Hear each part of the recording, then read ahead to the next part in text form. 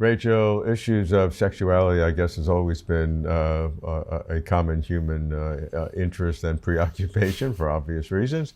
In today's society, issues of gender and sexuality is expressed in multiple different questions and issues. What can biology in general and evolution in specific bring to the conversation? Yeah, so I think that lately you've seen sort of a lot of arguments within the philosophy of biology, philosophy of science community, kind of challenging, for example, the notion of biological sex. The idea that, in fact, there is no real thing called sex in the biological world, despite the fact that it's used so often. And so, like, for example, there are no clear morphological differences between quote unquote males and females across the biological world. There are exceptions to any generalization that you can come up with about sex.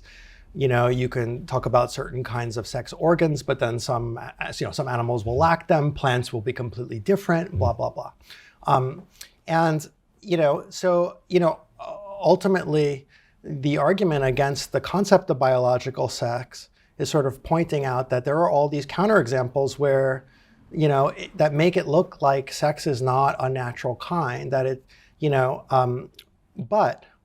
I think that the problem with those sorts of arguments is that they're essentially saying, look, the sex category is fuzzy, right? There's all sorts of examples that go against the standard generalizations we make about sex, and so let's just get rid of the concept entirely. And so there are a lot of people arguing for sex eliminativism in biology and in and therefore in healthcare contexts and so forth. But the problem, first of all, is that in the biological world, all traits are fuzzy, right?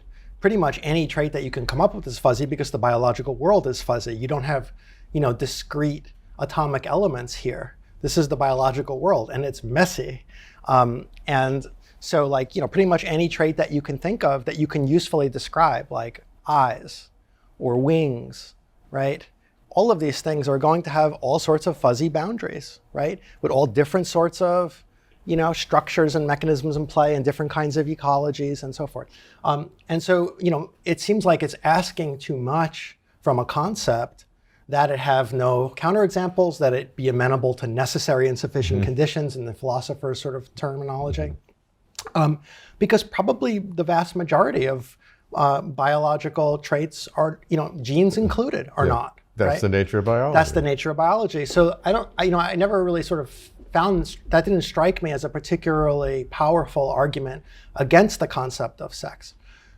But, the motivations for it obviously are, coming from a good place in the sense that the concept of sex and the tendency to essentialize sex and to conflate it with gender has obviously done a tremendous amount of harm to a lot of human beings.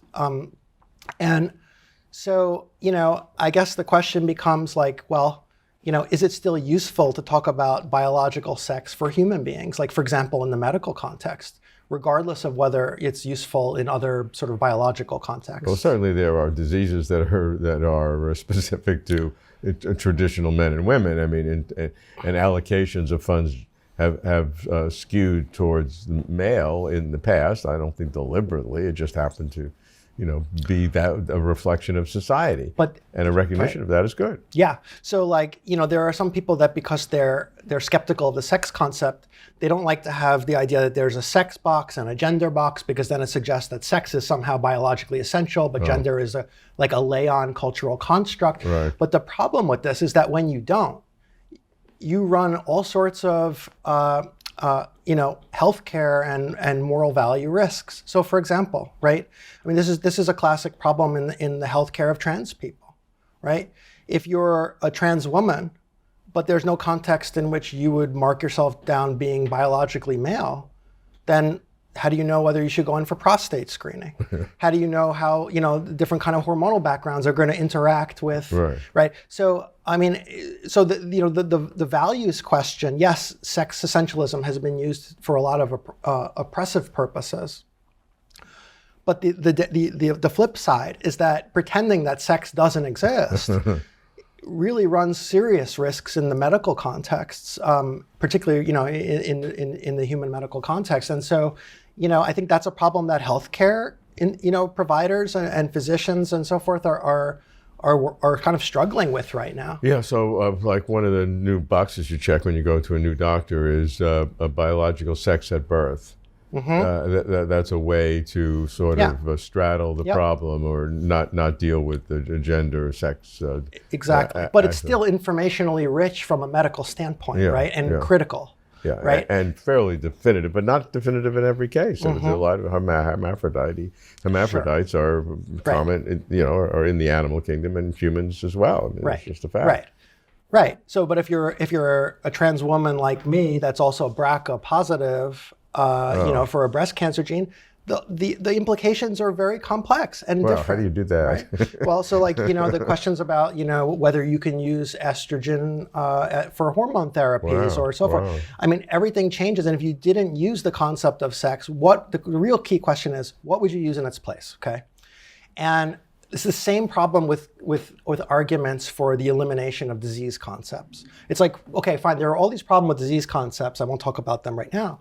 But you can say, okay, but what do we use in its stead, right? So if we're going to get rid of the sex box, if you're going to check the biological sex at birth or whatever, and we're going to get rid of that, and we're just going to have a gender identification box or something, how are you going to get the information that you need in a quick soundbite, sort of like, in a pragmatically useful fashion? So you're going to say, are you a person that has a prostate? Are you a person that has these hormonal values? And there's going to be a list of things that you need. So, I mean, it just seems, it's not just that it's implausible to do that, it just seems dangerous, actually. So there's, obviously there's going to be this complex interaction between sex and gender that no one understands right now. And even I myself consider it to be a journey that I don't fully understand, and how the biology is related to our self-conceptions and our identifications is very much unclear. And I think there's enormous amounts of work that would need to be done on that. But there is this sort of, embodiment of our identities, and we have to work within that, and people make different choices within it, but you can't sort of pretend that the biological concept of sex just doesn't exist because you wish it didn't exist. I wish it didn't exist in many ways, but it is a reality, and it's important for people getting the right sorts of healthcare.